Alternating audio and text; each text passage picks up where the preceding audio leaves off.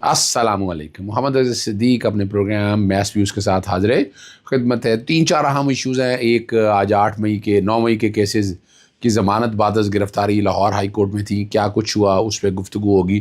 190 million pound یا 171 million pound اس کے context میں کیا کچھ ہوا. کچھ تاریخی چیزیں آپ کے سامنے رکھنی ہیں, اس پہ بات ہوگی. اور ملٹری کورٹس کے حوالے سے جو ٹرائل ہے اس کے حوالے سے انٹرا کورٹ اپیل کی جو سماعت ہے وہ بڑی دلچسپ مراحل میں داخل ہو چکی ہے اسلام آباد سپریم کورٹ کے اندر. اس پہ گفتگو ہوگی. سب سے پہلے آج 9 کے 8 کیسز جو ہیں وہ 9 مئی کے عمران خان صاحب کے لگے. بڑی مذاکرہ خیز اعتراضات لگائے تھے. عمران خان صاحب کے کورٹ کے اندر دستخط موجود ہیں اور ان کو ٹیسٹ کیا ہے ڈپٹی سپرنٹینڈنٹ جیل نے. لاہور ہائی کورٹ اعتراض لگاتا ہے اس پہ انگوٹھا نہیں ہے. ابھی انگوٹھا لگانے سے اعتراض ہماری سمجھ سے باہر ہے کہ اس میں اور اس طرح کے کئی آج چیف جسٹس عالیہ نیلم, جسٹس جویر گرال صاحب کے سامنے سلمان صفدر, میں اور چودھری اشتیاق پیش ہوئے اور وہاں عدالت کو یہی بتایا کہ یہ جو انگوٹھے کی ضرورت نہیں ہے اور اگر فائل بھی کرنا ہو تو بعد میں داخل کیا جا سکتا ہے. انگوٹھا لگا کے اگر داخل کرنا, وکالت نامہ تو ہے نا ریکارڈ کے اوپر. جج صاحبہ کا یہ لفظ تھے کہ جناب اس پہ کوئی بیرک نمبر نہیں لکھا اور یہ نہیں لکھا. میں ویسے سیاسی گفتگو کرنا چاہتا تو میں کر سکتا تھا کہ ہر ایک کو پتہ ہے کہ قیدی کا نمبر 804 ہے.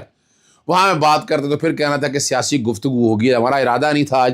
ہمارا ارادہ تھا کہ آج اعتراضات دور ہوں اور اعتراضات وہاں وکالت نامے پہ 7 پہ تو دور ہو گئے. اور 8واں کے جو ہے اس میں عدت کا فیصلہ, یعنی اس میں بھی وکالت نامے کا اعتراض تھا. عدت کا فیصلہ لگایا ہوا ہے اور اس کی مصدقہ کاپی نہیں ہے. اب مصدقہ کاپی نہ بھی ہو تو میک نو ڈفرنس. عدالت کو یہ بھی کہا کہ جناب اس کے اوپر جو ہے نا وہ فار دا ٹائمنگ ہم ریلائی نہیں کر رہے, اس کو رہنے دیں, آپ کنسیڈر ہی نہ کریں.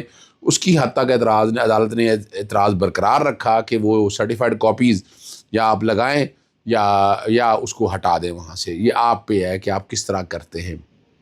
بڑی دلچسپ سماعت تھی آج عدالت کے سامنے اور عدالت کو انصاف کے تقاضوں کے حوالے سے. اور یہ یاد رکھیے گا 9 مئی کے باقی کیسز میں عمران خان صاحب کی ضمانت بعد از گرفتاری ہو چکی ہے.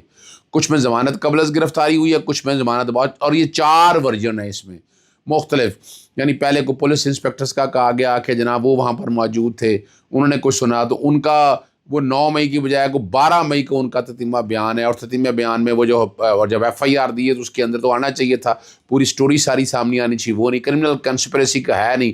ان جج صاحب نے یہ جو فیصلہ لکھا ہے وہ فیصلہ اب آپ کے سامنے موجود ہے, وہ ریکارڈ کے اوپر ہونا چاہیے. اچھا, ایک چیز جو بہت ضروری ہے میں نے بات کرنی ہے, یہیں میں بیٹھ کے یہیں بات کر دوں.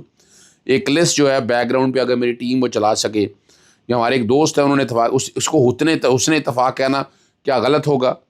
جعلی کیسز بنا کر زیادہ تر ججز کا تعلق سرگودا ڈویژن یا گجرانوالہ ڈویژن سے ہے.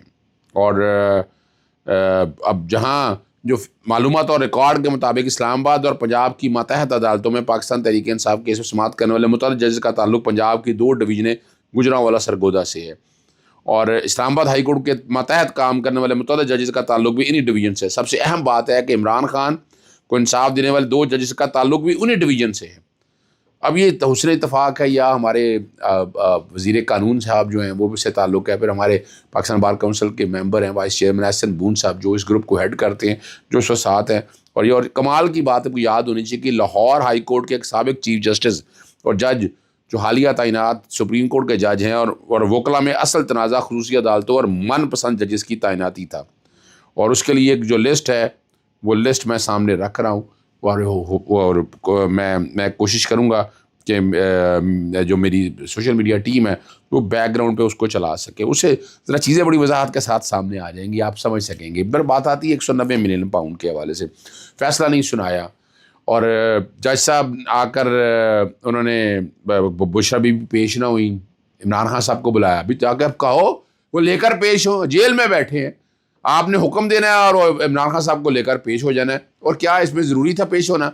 جب 5 اگست کا فیصلہ سنایا گیا تھا تو عمران خان تو وہاں نہیں تھے, گرفتاری لاہور سے کی گئی تھی, یاد ہوگا آپ کو. نواز شریف کے فیصلوں کے حوالے سے بھی وہ موجود ہونا ضروری ہے, لیکن اور جیل کے اندر موجود ہیں, آپ بلا سکتے تھے. لیکن وہ چونکہ بات آ چکی ہے, الزامات لگ چکے ہیں, وضاحت اب وضاحتیں تو آنی ہیں جس میں کہا گیا سزا دے دی گئی ہے، 3 سال سزا کم ہوگی بشرا بی بی کی، اور یہ ساری چیزیں وہ اب ریکارڈ کے اوپر آ چکی ہیں، تو ان کو جسٹیفائی کرنا بڑا مشکل ہے. اب جو مرضی آپ کہیں، جس طرح مرضی چیزوں کو لے کے جائیں، حقائق تو جھٹلائے نہیں جا سکتے ہے نا. اور انہوں نے جیسا انہوں نے یہ کہا کہ 6 جنوری تک ٹریننگ پر ہونے کی وجہ سے فیصلہ نہیں سنایا جا سکا. آج فیصلہ تیار ہے اور دستخط شدہ میرے پاس ہے، اور جب تک بشرا بی بی، عمران خان اور وکلا نہیں آئیں گے وہ عدالت نہیں آئیں گے. اور 17 جنوری تک فیصلہ جو ہے نا معطل کر دیا. اور یہ میں نے تاریخی طور پر آپ کے سامنے میں نے اس لیے بتایا ہے کہ یہ آپ کو، اور عمران خان کو آپ کو یاد ہے وہیں سے ابھی فیصلہ سنایا نہیں گیا تھا 5 اگست کو، اور عمران خان کو گرفتار کرنے کے لیے کتنی بڑی ریڈ آئی تھی اور عمران خان صاحب کو گرفتار کیا تھا. یہ حقائق ہیں، جو حقائق آپ لوگوں کا جو سچ بولتے ہیں. سپریم کورٹ کے سینئر ترین جج جسٹس سعید منصور علی شاہ نے بہت ہی اہم سوال اٹھا دیا. Article 191 rules of procedure, bench کی کمپوزیشن جو ہے نا وہ سپریم کورٹ نے کرنی ہے. یہ پارلیمان کہاں سے آ گئی؟ اور supreme court practice and procedure act کے تحت جو بنایا گیا ہے بینچ کو کمپوز کرنے کا، بینچ کو بنانے کا اختیار، اس پہ سوال اٹھا دیے. اور جسٹس سعید منصور علی شاہ جو آج انہیں یاد ہوگا کہ انہوں نے قاضی فائزہ کی آؤٹ آف دی وے جا کے میں کہہ سکتا ہوں فیور کی گئی تھی نظر ثانی کے کیس کے اندر. اور جس طرح وہ ایک ڈویژن تقسیم کر کے ایڈوانٹیجز لیے گئے تھے. کئی ججز ایسے ہیں جنہوں نے ہائی کورٹ میں بہت کچھ کام کیے لیکن انہیں چیف جسٹس نہیں بنایا گیا. اس طرح چیف جسٹس سعید منصور علی شاہ صاحب میرٹ پہ چلنے والے آدمی ہیں، لیکن کئی معاملات میں کوئی کمپرومائز کہہ سکتے ہیں یا کوئی باتیں کہتے ہیں آج، لیکن چلے دیر آئے درست آئے. اگر آج آپ آئیں گے تو چیزیں بڑی آسانی ہو جائیں گی اور آپ سمجھ سکیں گے کہ حالات اور واقعات کیا ہیں.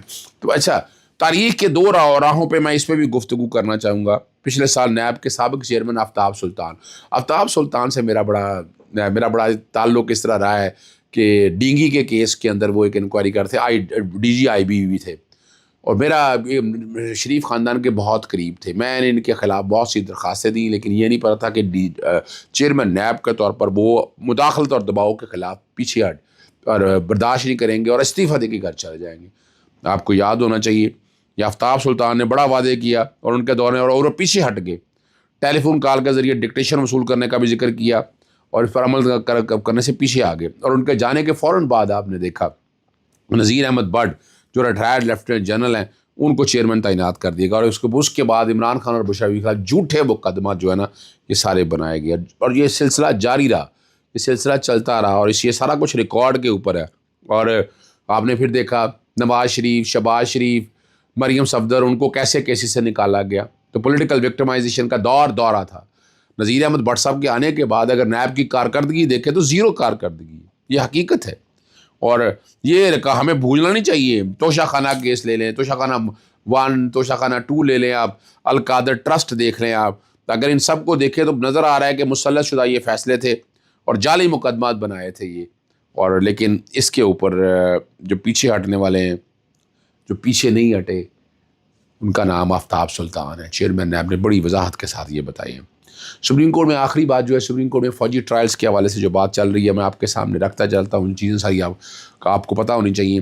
جسٹس جمال مندوخیل نے بہت زبردست ریمارکس دیے کہ آرمی ایکٹ میں کئی جرائم کا ذکر بھی موجود ہے.